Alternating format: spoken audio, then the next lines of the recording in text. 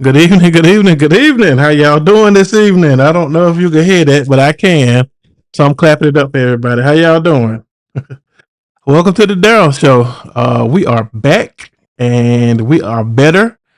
I apologize for not being here last week. I don't really apologize, but I really thank everybody for their love and support during that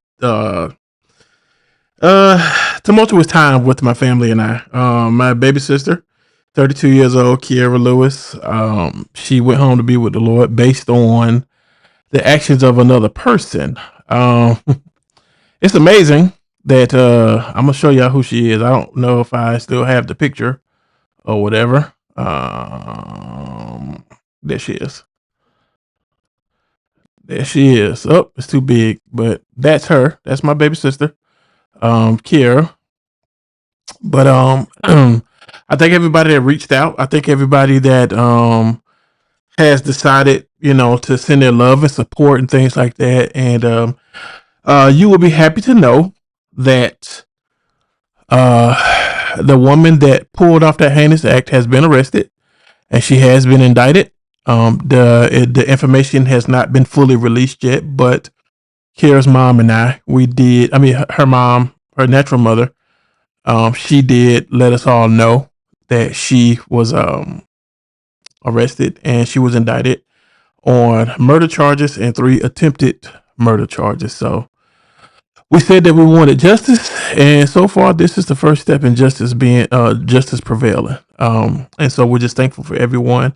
She had a beautiful homegoing service. She was, you know, people ask how the funeral was. The funeral was a funeral. It was sad. It was joyous. It was a lot of different emotions and things that happens when it comes to funerals. We love our baby sister, of course. Our baby sister, um, cousin, friend, coach, basketball player, uh, you name it. Kara had a lot of hats. So of course we did everything that we could to make sure that she was put away nicely. I was able to speak for a few minutes, and Kiera brought the whole city out. She packed out the church. She packed out the church. She packed out the cemetery. You name it, she did it. There was a whole weekend dedicated with taking care of our baby girl Kiera, and we just praise God for everything that went along with it. Okay, we thank you that everything that went off smoothly. We didn't have any issues. No one had any accidents or anything. Everybody was able to get home. My children were there except my sugar mama. She decided that she had already planned out. She decided that she wanted to go to a concert, and as her father, I got no problem with that. She went and viewed her auntie's body before she left, and she was on the road. And I get it. She took it pretty hard, and so I got no problem with it. So that's that. But during all that, a lot of other stuff went down here in these United States. Specifically, a ruling that came down from the SCOTUS last week saying that the basically gutting the Voter Rights Act. And so the only person that I know of to have this conversation with is someone that has been a great brother to me, near and dear. I still look at him as a mentor, things like that. I love it every time we have conversations. My good brother, and you guys may know him from the Vigilantes Inc. film because his vote was snatched away and taken. This right here is for everybody who this particular show is for everybody who says that voting doesn't matter. So we're going to spend the next hour talking about how voting absolutely positively matters, and we're going to talk about how it affects us. So without further ado, let me bring my brother in, Major Turner. You're guest one. We're going to add you to the right, my brother. How you doing today, sir? I am doing wonderful, Daryl, and thank you for inviting me on. Condolences to your family. Thank you, my You brother. know that I'm here for you and yours as needed. Hey, man. I appreciate you, man. How you doing today? Uh, a little hurt, mentally hurt, physically hurt, a little dismayed, but I understand it. This too shall pass. Amen. Amen. Um, Okay, let's get right into it because you, of all people, understand what it's like for your vote to be disenfranchised. And because of that, let's talk about a little bit of your story. And first of all, you look good in 4K. Let me just say that you're looking great, my brother. Thank you for Thank you, showing up sir. last week. I didn't get a chance to speak with you, but I just want to tell you, man, I really appreciate you for showing up. But you of all, my aunt said the mic is covering my face. I just said I gotta listen. You can give me a critique later, man. Yes, sir. Um, but you of all people, sir, you understand what is taking place. You understand what's happening. So let's talk about your story a little bit. For those who have not seen any of the past shows with you on them, let's talk about how you and I came to meet one another. It's a little quick story, Okay. and I would like to time date stamp it too because we are now uh, 6 years on the other side of the story. So one would think 6 years later that the story would be history, Mm-hmm. but the story was simply about voting Right. or the inability to vote. The story was all about Jim Crow 2.0 once again, Yes, sir. rearing its head to do whatever they could do to take away my voice, Mm-hmm. our voice. Mm-hmm. The ugliness of it is the movie uh, produced by Leonardo DiCaprio, George DiCaprio, Martin Sheen, Rosario Dawson, supported by Jamie Foxx. That was about Muskogee County, Yes, sir. focused on Muskogee County, Mm-hmm. focused in on the history of voting in Georgia Mm-hmm. and how Muskogee County, and let me say one more time, Muskogee County Mm-hmm. became the initial test bed for everything that we're experiencing here today. Yes, sir. And we'll get to it. Louisiana is now the test bed in its own right Mm-hmm. for everything that we're going to experience tomorrow. Not a beautiful thing. Story real quick.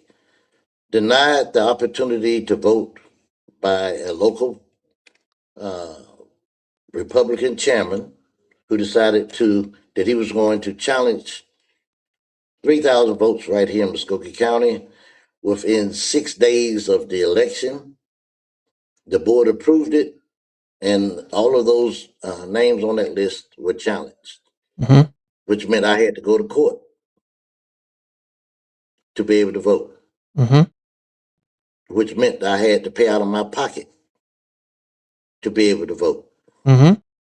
And if you've seen the documentary Vigilantes Inc., you would know that they thought it was kind of funny. Mm-hmm. And the question was asked, do you apologize for the changes that you sent Major Turner through? And the answer was, no, I can't apologize for it. Right. Right. I cannot apologize for it. And that's to my face. Not necessarily me personally, but to our face. Right. Because it wasn't just me, it was 3,000 of us and another 38,000 up in Cobb County. And just a real quick side story 38,000, which included the present candidate for Secretary of State of Georgia, Mr. Adrian Concierge Jr. Yes, sir. But it is a documentary that I wish that I could just open up the gates and just pour it out on everybody's TV, at least down here in Muskogee County, because the world knows the story. Muskogee County just does not know the story. Mm-hmm. And these are just the numbers that are in Georgia. These aren't across the country. These are simply we're just Yeah. talking about the numbers in Georgia because you're a Georgia resident and you were able to you were at work. You were at work and get ready to do you was about to do your absentee ballot, correct? Yes, sir. And if you know, uh, time they stamping it, that was then.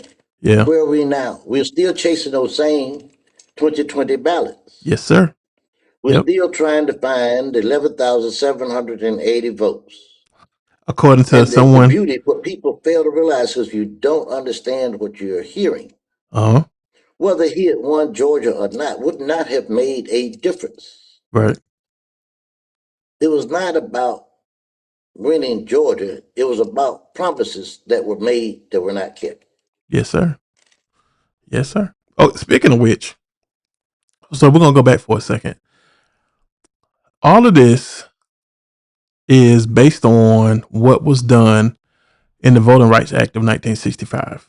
August 6th, 1965, President Lyndon Baines Johnson signed into, well, it was signed an act. It's not necessarily a law. Signed an act that says people of color cannot be discriminated against. That doesn't matter if you're brown, black, yellow, red, whatever. People of color cannot be discriminated against. Now, this ruling came down last week from the Supreme Court. The heavily right-wing Supreme Court says that Article 2 of the Voting Rights Act is discriminating against white people, basically. Stop me when I'm wrong. So, but the whole point of the Voting Rights Act was to level the playing field for black people. Okay. Now, the crazy part about this whole thing is this. Just last year in Alabama, this same Supreme Court used Section 2 of the Voting Rights Act to stop them from redistricting and redrawing maps. Okay. So that's where we are right now. So essentially, And what did Alabama say to that, Darryl? oh, Alabama, they They fought said, it. we don't care what you said, Supreme Court. Right, right. They fought it. However, Governor Kay Ivey said here recently, and Brian Kemp, they both said that they will not try to redistrict and redraw maps for the 2026 election. Now, neither one of those governors will be in office in 2028 when the federal elections come back around, when the presidential election come back around. However, I don't really think people understand the level of cheating, the level of disenfranchisement that's happening. This all started with Texas. If we go back and look at Texas and how they redrew maps, if for those that don't know, maps are usually drawn every 10 years around the census. When we get a census and people we need to fill the census out, they ain't coming to they used to not come to snatch you out of your house. They really trying to make sure that you have representation. That's the point of census. That's what it was supposed to be.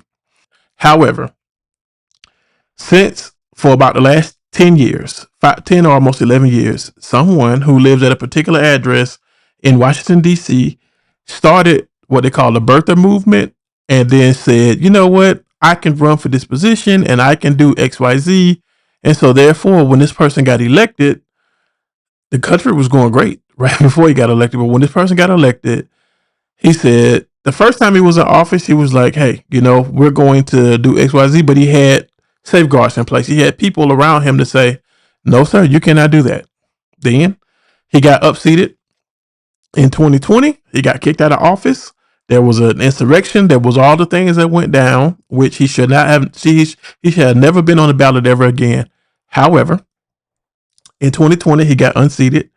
And November 2020 got unseated. January 6, 2021, everybody know that everybody conversed on the Capitol. A lot of people conversed on the Capitol that did not look like you and I, Major Turner.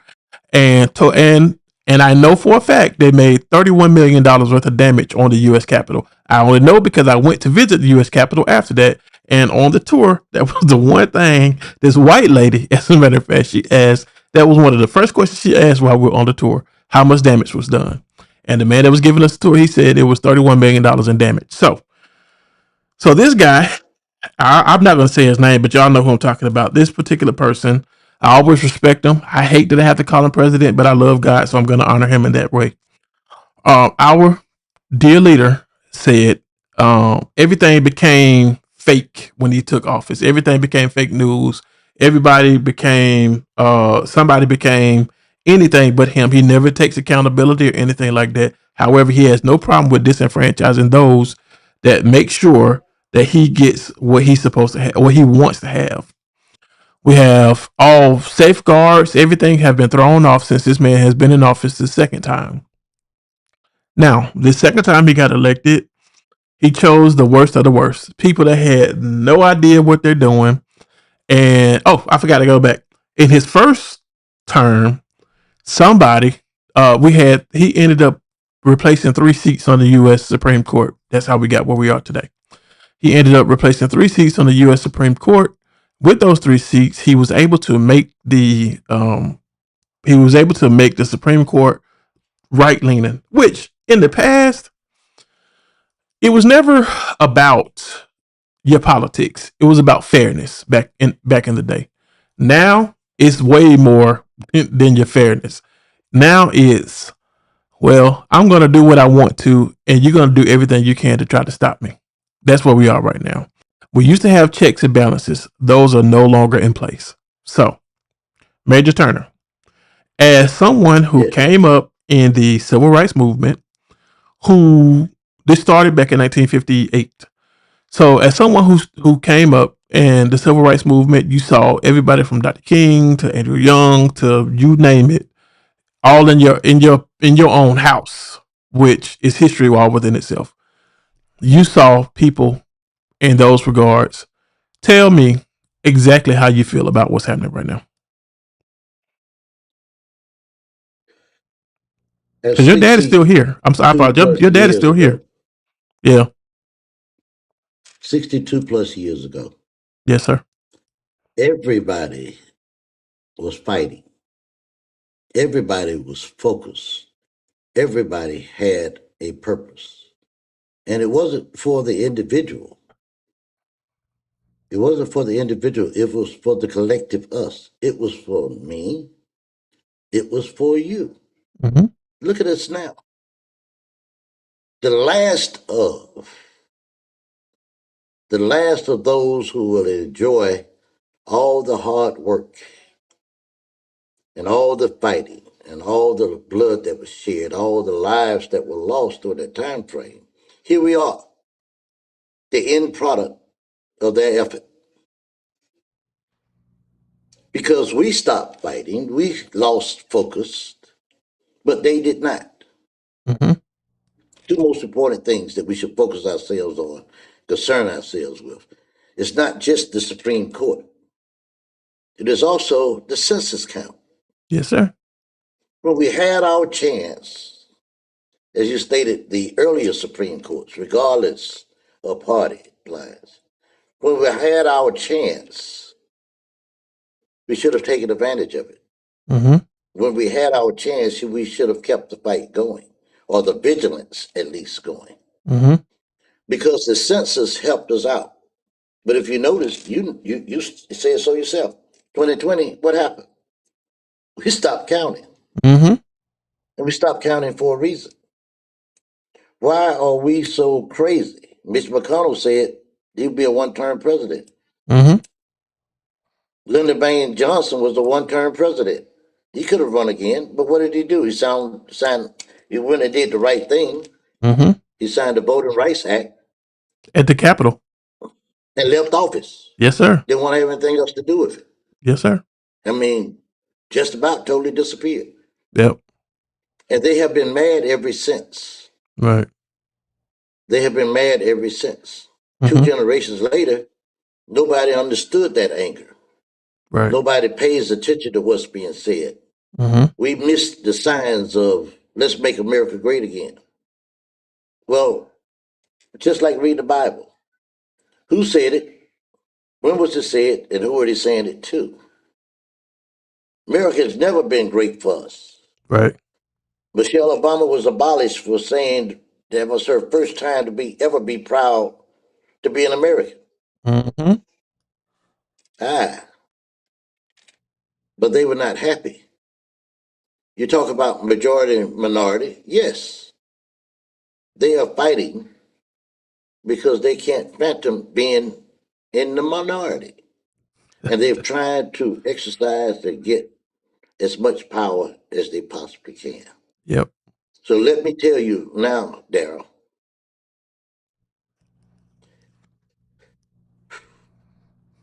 it's going to be 30 years. No, 30 plus years. It's going to be 3 generations from Mm-hmm. now Mm-hmm. before you will ever see the balance of power that we have today. Right. Let me tell you, let me say that one more time. 3 generations from now. And I'm talking about generations yet unborn. Right. Before this date and time, the possibility of this date and time to ever be again, Mm. a total time from the time that the Civil Rights Bill was signed and the opportunity for us to be right here, just right where we are today. That total time is 112 years. Right. And I say that to say the Civil Rights Bill was signed during my time frame. Mm. I'm 70 something years old.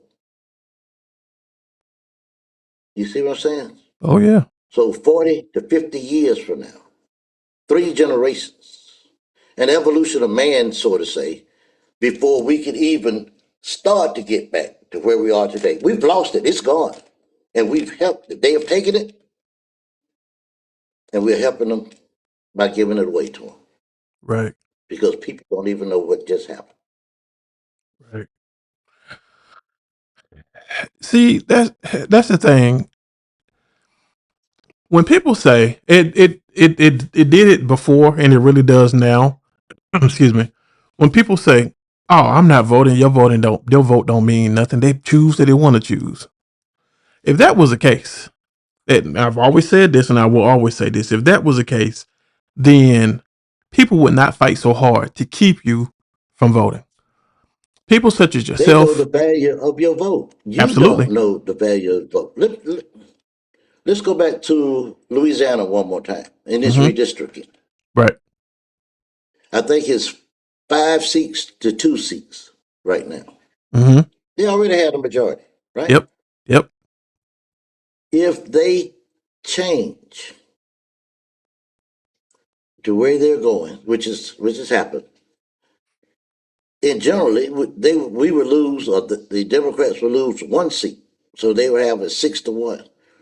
But the reality, because we don't get out there and vote, and they haven't taken a real good hard look at it, Mm-hmm.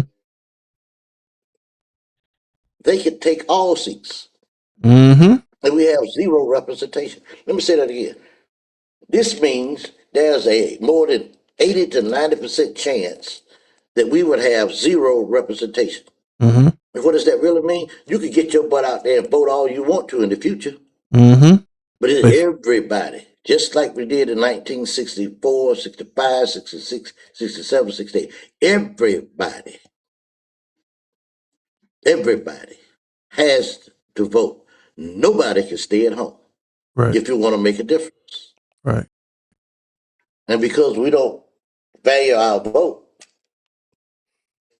and their fear and their recognition of the power of our vote has caused them to do this while we are at sleep, sitting on our butts, thinking that we have the luxury of saying, I don't need to vote. Right. Right. No, Right. you don't need to vote because you're not even registered. How can you vote when you're Right. not even registered? Right.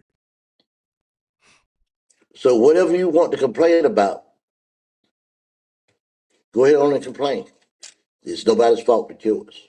But you're hurting everybody else.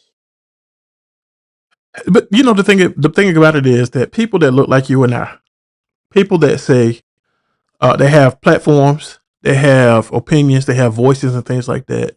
They have taken what that was, most people that look like you and I have given them. Because people got to realize you can't you can't get to the level you are without us. Our black people spend $4 trillion every single year in this economy, right? And there's one thing I know about us.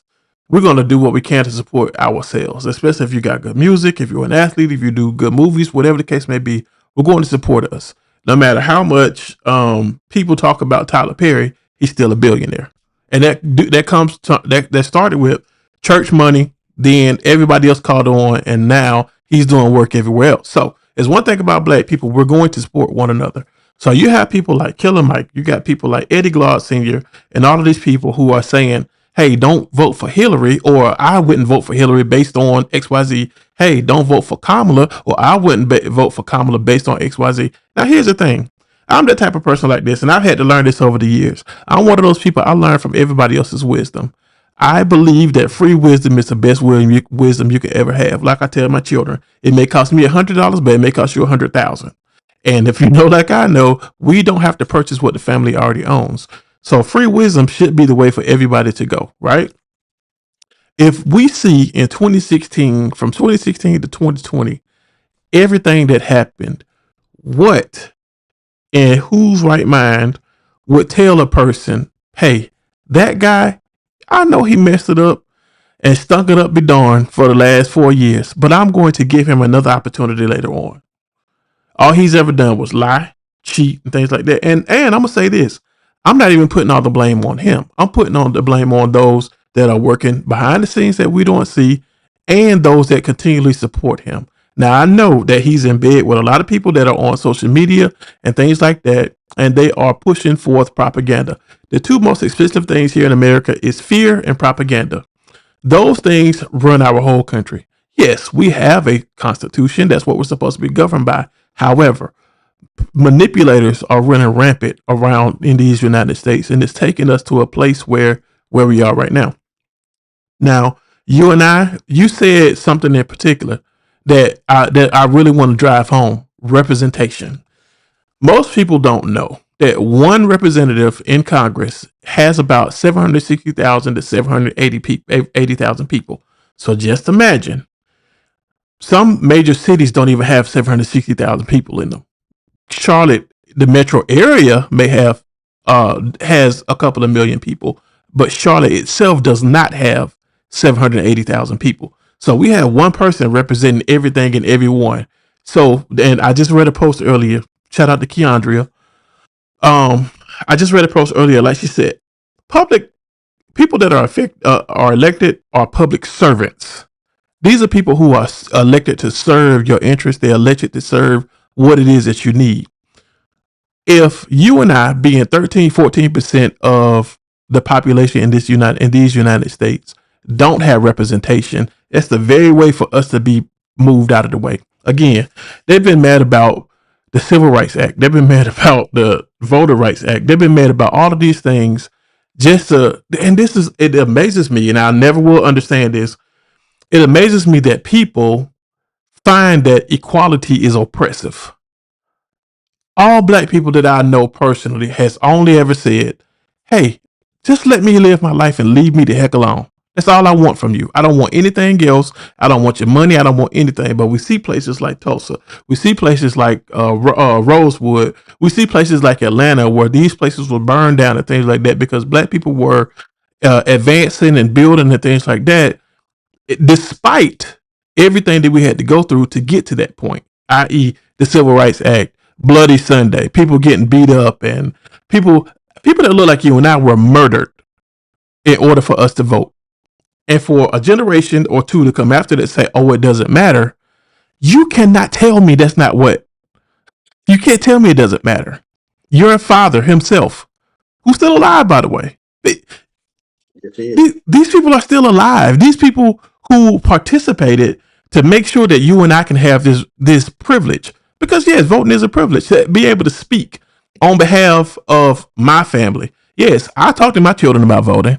Yes, I talk to my wife about voting. These are things that we're going to do because it's our civic duty. Because we know that's our only voice. So for someone to come in Louisiana, of all places, and it's mighty crazy. I need people to understand this, that in Louisiana, the Speaker of the House is from Louisiana. Let's not forget about that part right there. The Speaker of the House, Mike Johnson, is from Louisiana. It's amazing that Alabama had the same opportunity, but they could not get it done. But Louisiana, of all places, says, you know what? This is going to be the time that we do it. And there are four other states, and forgive me for not being able to name them all, but add Florida into it since they just suspended theirs Yep. Yep. in order to do the redrawing. Yep. You're going to Louisiana did lose too. two in Louisiana. You're going to lose automatically one in one other state, two in another state, one more in another state, and I think it's up to four. If you've seen the map for Florida, that little piece around Fort Lauderdale, Dade County, this big old blue, turns Mm-hmm. into a speck. Yep. There are, there are a total of 9 extra seats. That's power. Right. Let me give you a for instance, and we think that it's out there. No, bring it home.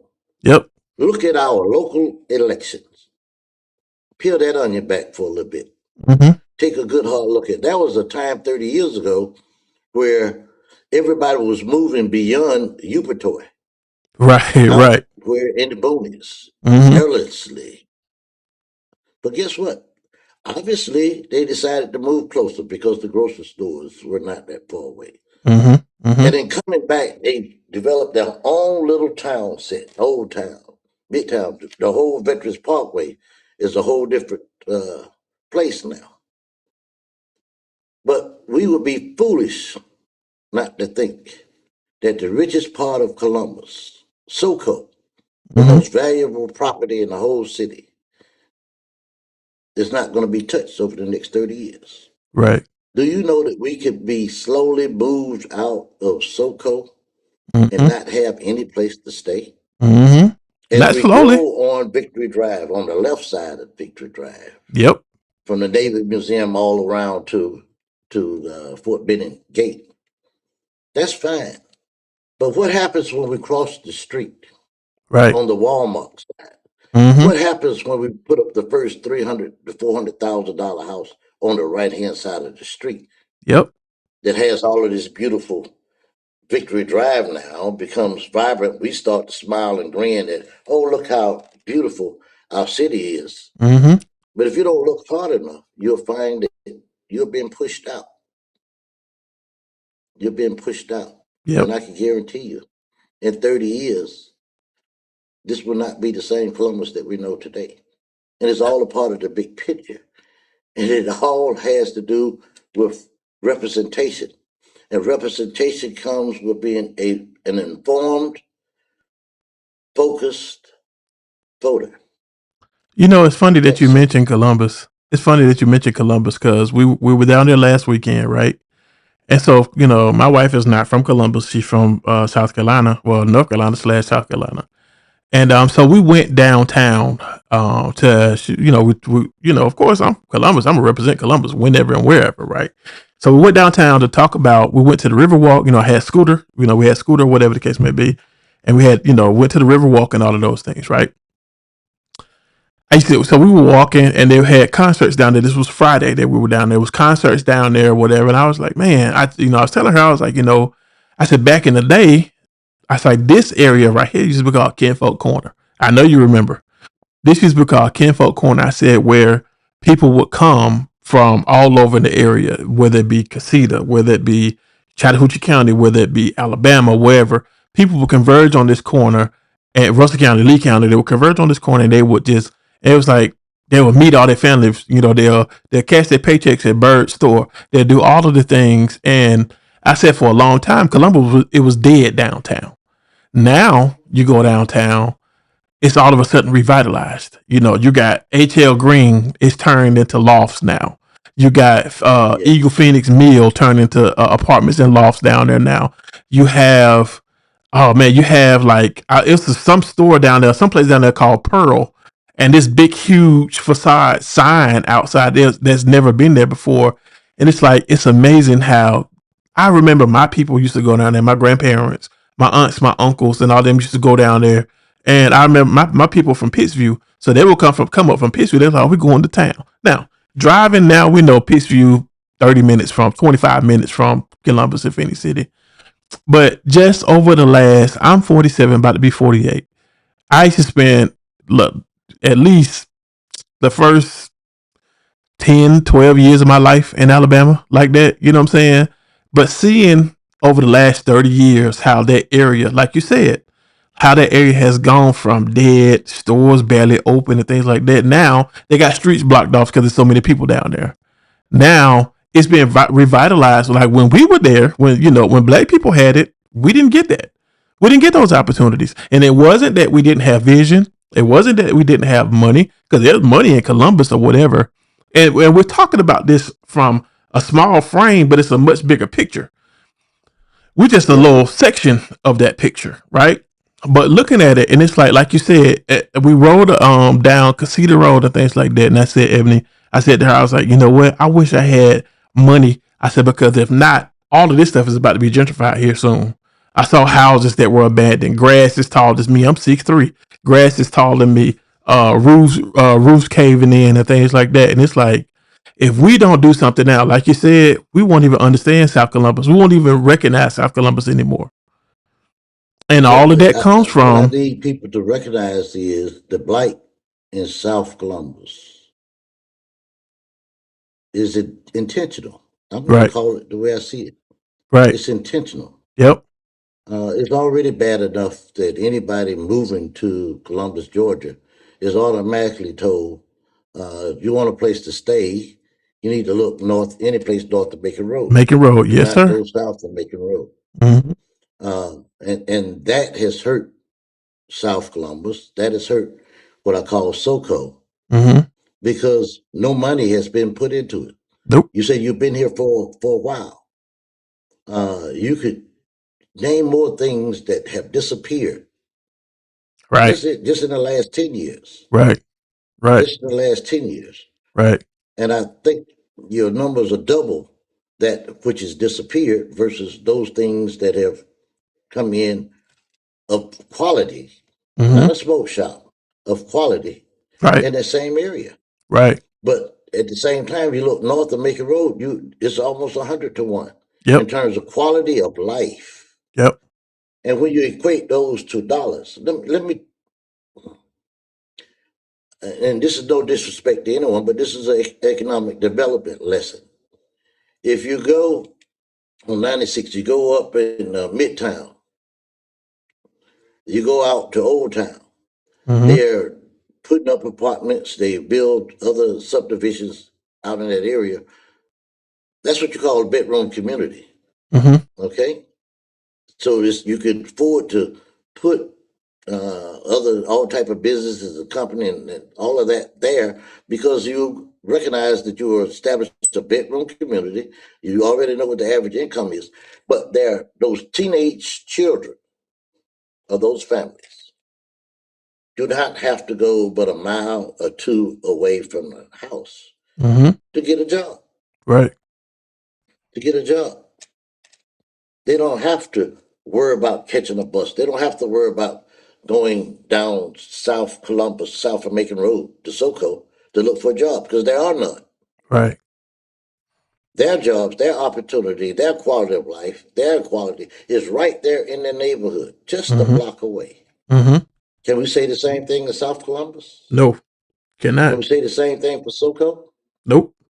And again, I call it SoCo because I want to take away the stench and that has been put on the beautiful people that live in South Columbus Right. or the area. This is South Columbus. Like you said, you went to the Riverwalk. We're not there like we should be. Mm-hmm. That's ours too. Yep. And I will tell you, and I will give it back to you. The thing that saddens me, that puts tears in my eyes and makes my heart heavy, is when I walk through our community and I take the time to look in the faces of my people. I don't see joy. I don't see happiness. I see despair. Mm-hmm. Not even anger. People are They're tired. tired. Yep. They're tired. There's no Yep. hope. Right. It's all gone. And now, since we've been beat down so bad and talked about, we're saying, now you need to get up and vote. Yep. You see what has been done to us, and at the same time, you can see what we've done to ourselves. Mm-hmm. Let's look at section two. Let's look at section two of Bring it um. up. So y'all, this is my iPad right here. This is section two. And section two says no voting qualification or prerequisite to voting or standard practice or procedure shall be imposed or applied by any state or political subdivisions to deny or abridge the right of any citizen of the United States to vote on account of, and this is the most important part, race or color. Now, Major Turner, you and I, we're having this conversation based on what it is that you yourself had to deal with, what you had to endure, messing around with certain people, right? And so with that, especially in Louisiana, so in Louisiana right now, and people need to understand, it's crazy how it mirrors the Bible because things flow from the top down. So federal government down, right? With this ruling, right? They're saying, hey, because it was only two districts in Louisiana. It was two districts in Louisiana that had black representation. Yet 1/3 of Louisiana, which I don't know what the I don't know what the population is. Let me see what the population is. But 1/3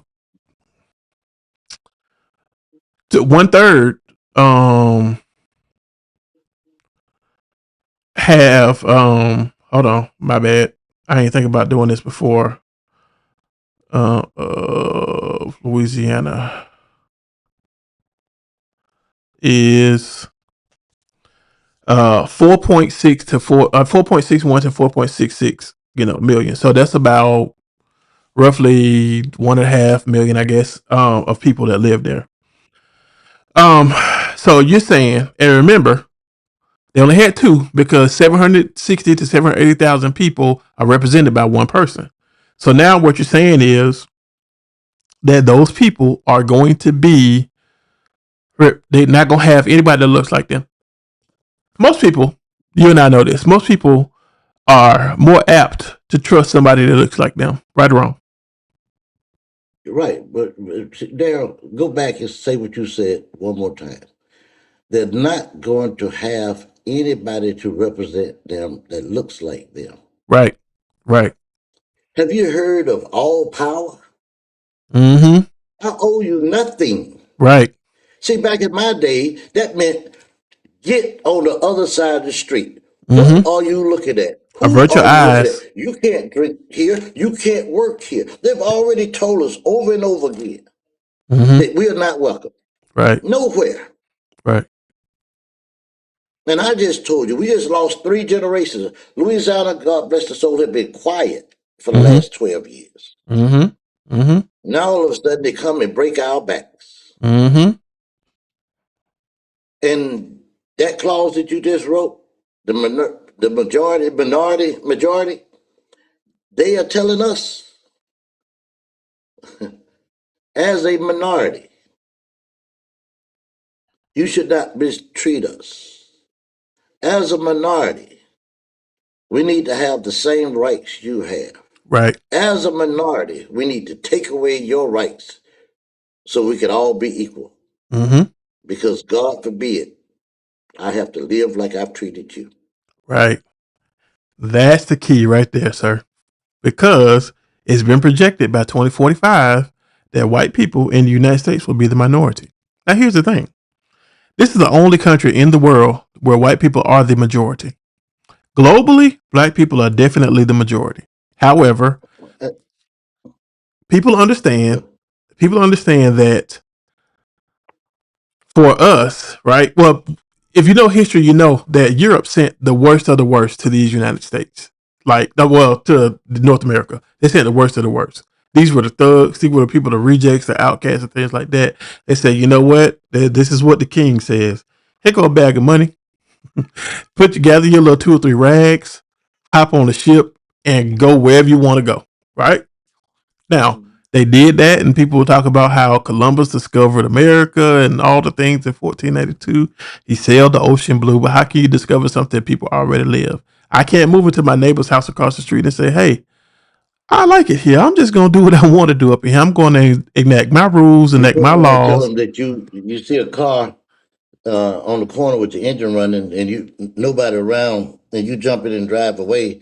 And when they pull you over, you tell them that you discovered it. Right. They're going to work for you. It's not going to work at all. It's not going to work at all. But that's what happened. Essentially, that's what happened here. And so there were a lot of people who are indigenous to this place who saying, and see the thing about this.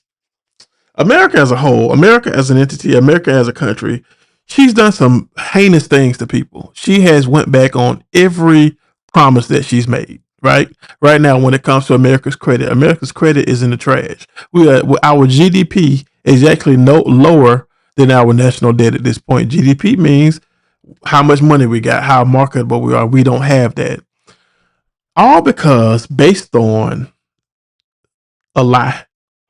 Somebody who says, I'm going to do XYZ to make sure you can have ABC. We were promised, well, no, I can't take back. We weren't promised anything. They were promised lower gas prices. They were promised lower rent. They were promised um lower food costs and things like that. You have people out here now.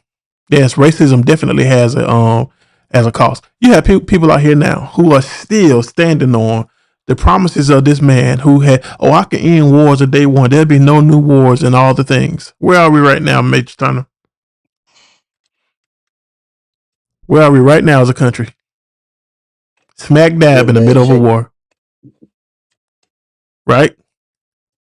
Yes, yes, sir. We're in bad shape. Smack dab in the middle of a war, and now people are saying, well, now, oh, I regret doing XYZ. No, you don't. No, you don't. You don't And and regret it at and all. and look at that war. uh, Not well thought out. If anything, they taught Haran something that they did not know. They have That how. they had all the power. Yes, sir. Yes, sir. That's the number one thing. These people were beat down for a So very long you can't time. keep pushing people, and think they're going to continue to take it. Mm-hmm. Yep. That's not going to always happen. And now you've made them smart, Mm-hmm. and none of us know how this is really going to turn out. Right. And the American public is yet to be told what's really going on.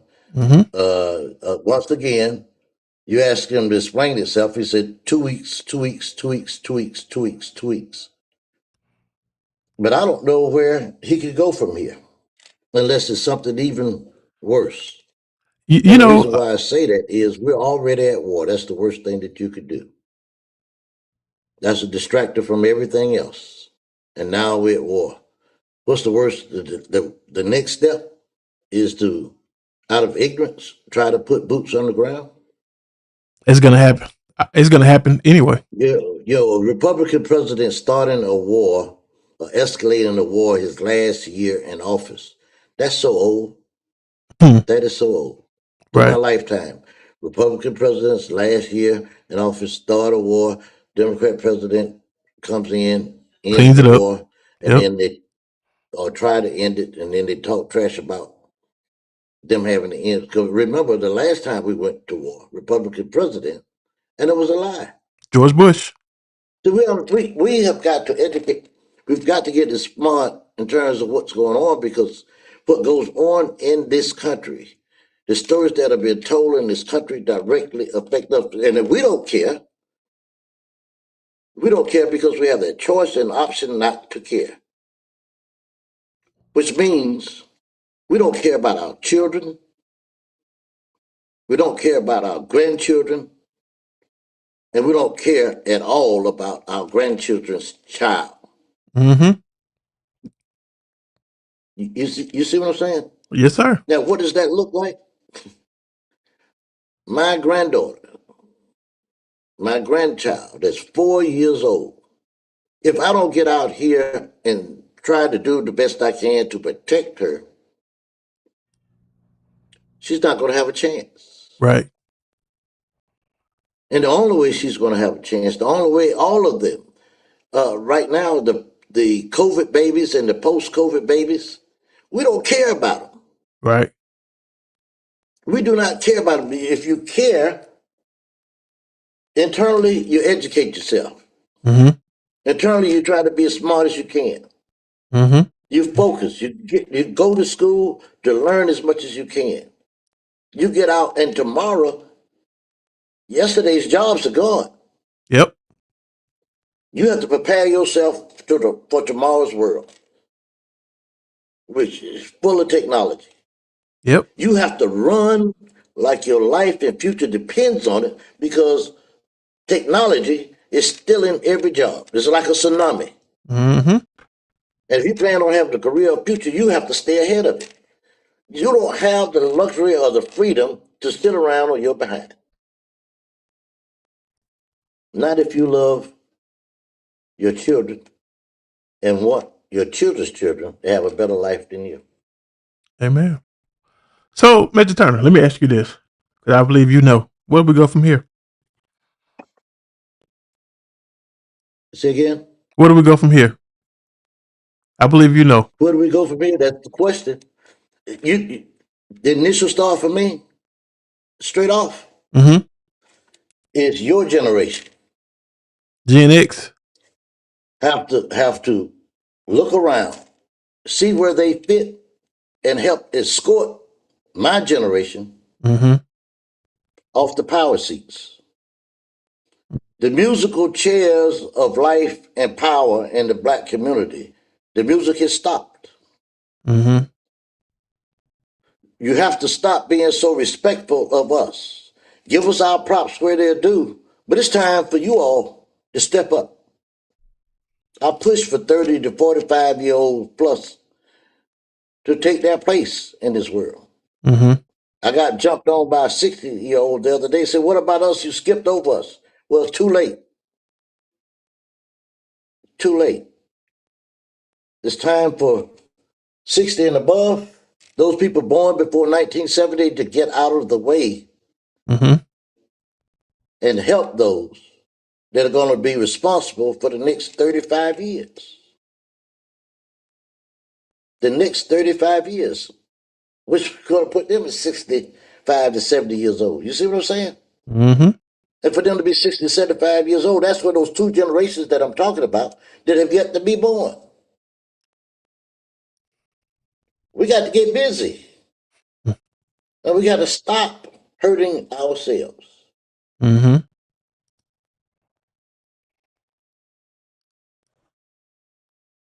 Okay. Major Turner, my brother, I know you hurt by this, Yes, sir. and I fully That's understand. about it. How's your I dad thank you doing? for the invite. You're welcome. How's your dad? We're He's doing with doing all of this. fine. He's doing wonderful. Still cracking jokes. Uncle Joe will be 99 here real soon. He's doing even better than you and I. Is he okay with? Well, I know he's not okay, but everything that he fought Oh, for. he's super. And Okay. and and Darren, forgive me, and I apologize in advance. Mm-hmm. Adrian Concierge Jr. Constant. Yep. deserves a chance at being our next Secretary of State. He is our future. Mm-hmm. I just want to say that because that I know that and believe that from my heart. I started watching the debate the other day. I didn't get a chance to finish it though, but I'm going to go back and watch it this week. So far, I think I think that he's a great choice as well. He's up against some pretty decent competition. I know that. Yeah, and let me summarize it for you real quick. Mhm. For the tier system of voting to eliminate runoffs, each candidate was asked. We know if we asked you who was going to be number one or the best qualified individual, that you would put yourself there. Right. So, under this pretext of tier voting, who would you say is the next best qualified individual? Mm-hmm. They said Adrian. They all said Adrian. There you go. He's young. So that tells you a lot. He's They young. didn't mix it up. Right. They didn't spread it out. Right. They all said Adrian. Right. In Georgia, the what's some calls are going right now. I thought we were able to get our Miss Lady on today, but unfortunately we couldn't. But the early voting is going. The primaries are here. Uh, while you still have an opportunity, while you still have a chance, do what you have to do to go out and vote. Amen. Because it at this point, yes, all of this was done to try to disenfranchise, to try to discourage and things like this. But the mere fact of the matter is, this is the time to lean in on voting more than ever. Simply because people are wanting to take your chance to vote away from you. They're making it their business to try to take your chance to vote away from you. And I advise everybody, don't matter how big or small you think elections are, they're important, right? It goes from Yes, city they are. council to the dog catcher to whomever. Go out. This is your voice, okay? Call your state representatives. Call your federal representatives. Call your senators, state senators. Call your governor. That's why they have. That's why landlines will never go anywhere. Governor ain't got a cell phone. They have a whole switchboard system. You get up there and call them, and That's right. say what you need to say, right? Get Because we can engaged. see Get engaged. you get engaged. We can see how voting impacts every last one of us. And I'll say this, because it's going to happen. I really truly believe this because we see it more and more. Democrats are going to take over again, right? And I'm not even a Democrat. That's the thing that gets me. Democrats are going to take over again. When they do, they have a responsibility to make sure this never happens again. Number one thing we Absolutely. need to do is get rid of the you know what I'm trying to say. The Get partisan.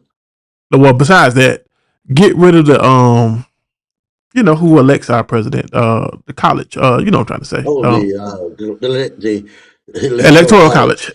Get rid of electoral college. Let one person, one vote. We don't need. We have our population has quadrupled and tripled and all the other things since we needed the electoral college. We're not slaves anymore. We're not enslaved people anymore. Now the 13th Amendment says that we can still be if we go to prison. So stay out of trouble.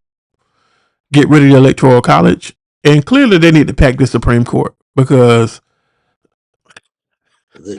The first thing I would do if I was elected president, other than the party that's in power, is take the Supreme Court up to 11 and yep, say, "How you like me now?" yep. Like I said, I am an independent, so I'm kind of moderate. I can go either way. I do not have a particular party that I support. Now, It and should people, always be the best person, the best person, the right? best person. I'm for the best person. So I don't look at things the way other people look at things. I'm gonna be honest with y'all, and y'all can get mad if you want. Yes, I'm saved, but abortion was not that high on my radar. Just like in the '70s, it wasn't high up on Christians' radar in the past. But people like Jerry Falwell and all of them, the religious right, said we got to take this country back. See, American history is just that history. It all repeats itself because it's going to be something else that they're going to choose to say. Well, we got to lean on this right here to say that um to bring power our way. White men have always wanted power to be in their hands. That's all this is about. This is a power grab. Yeah, So the best thing for them to do is to disenfranchise the lowest population. We're the lowest population, but we have some of the biggest voices, right? And they're betting on a civil war, but I don't think it's going to go the way they think it's going to go anymore. See, yeah. there's a Well, lot of people. here's what I'll give you. I said we're at the end of the civil rights era, in that we have two major civil rights folks still living. But I would tell you, you are in your own history. Time, date, stamp it now. Mm-hmm. Because this story Yep. is only the beginning of the story. Yep. Yep. Absolutely, sir. I really appreciate you, man. I ain't gonna hold up your time. I ain't gonna hold up your time, and Yes, sir. I want you to have a wonderful week. And I am going to let you go, spend time with your wife, your family, and things like that. And I really appreciate you, my brother. Thank you, sir. I'm gonna probably reach out to And I Adrian. appreciate you too. I'm gonna reach out to Adrian to see if I can try to I'm get here, him on brother. next week. Yeah, invite me back and we'll do this again. Yes, sir. I appreciate you, man. You know, I always love you.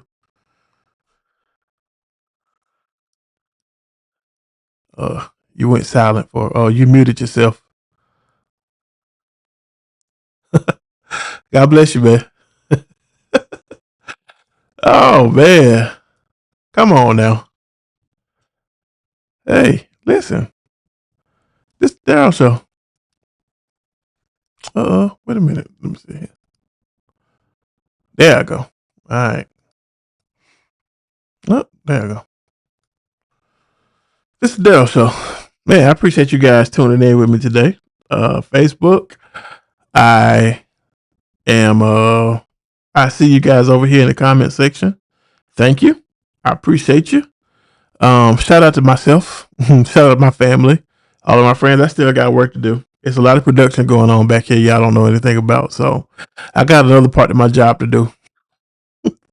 I only promised to be on here for an hour. So the missus, she got to jump on here and do her thing. I would turn the camera around, but I don't want to get fought this evening. No, but I hope you guys have a wonderful week, and I really appreciate your time. I really appreciate you spending time with me every week. We'll be back next week. Hopefully, I can have candidate for Secretary of State Adrian Constaneri on, and we'll talk about his campaign and how it's going. So I hope you guys are well. I hope you have a great week. I hope you are favored this week. Things like that. I don't know what else to say. So, okay, let me see. Let me see what I has to say. You're going to be the last comment, Auntie said, and I really appreciate you commenting today. It's not about one topic. It's about the future and economy. I want Vice President Kamala Harris to run again. She is wise, awake, insightful. Well, you're not wrong. However, we live in a time where white men don't want to let go of power. They just simply don't. And the truth of the matter is, we don't really have advocates like we thought we did. Let's see what Ebony K6045 got to say. We have work to do. The generations before us fought for the opportunities that we have. They have. We got comfortable, enjoying the fruits of their labor while the path for future generations left it vulnerable. You're not wrong, Ebony K6045. And thank you for your comment while sitting right next to me. No, but we got to tell the truth, and this is not a I hate white men thing, because I don't. But just because I'm pro-black don't mean I'm anti-white or anti-Latino or anti-whatever. I just want everybody to be equal.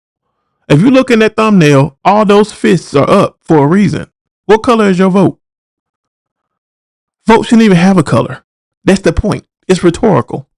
It shouldn't even have a color. It shouldn't be where people who look like me or anyone else should have to fight for something that we rightfully got in 1965.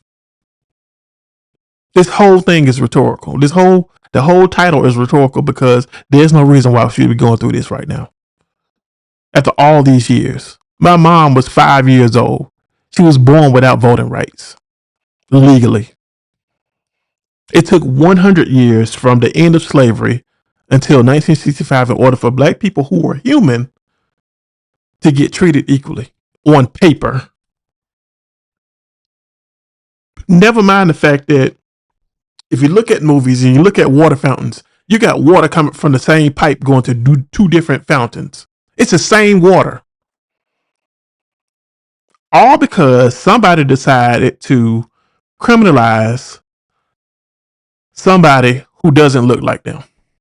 This started way back in the 1500s. But you know what? I ain't got time to be angry today. I got ice cream in the freezer that I need to eat. So I love y'all. And I'm going to get my ice cream, my expensive ice cream that was given to me. And I love you. God bless you. I hope you have a great week, and I'll see you next Sunday. All right. Thank you for choosing the Daryl Show. Peace. Hey, little Musty. My bad. I forgot. I was too busy trying to get up out of here because, I'm off to the next thing. Check this out. I forgot to tell you, I need for you to like, share, and subscribe. I appreciate you guys being here. Every time you see this chocolate man with these headphones and this doggone black glasses, you're finna get some good quality content. We over here talking with some sense over here, okay? I want you to let all you people know. Tell them to meet me every Sunday night, 9:00 p.m. Eastern Time on Facebook, YouTube, every streaming platform you can find. Please like, share, and subscribe. I appreciate your support, and I thank you. I'll catch you next time. All right? Peace.